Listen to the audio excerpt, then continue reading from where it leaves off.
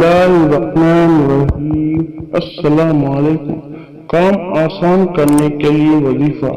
جو شخص سو کر اٹھنے کے بعد بکثرت اس اسم نمبر کا ورد کیا کرے یا کم از کم 20 مرتبہ پڑھا کرے، انشاءاللہ اس کے تمام کام آسان اور درست ہو جائیں گے۔ المقتدر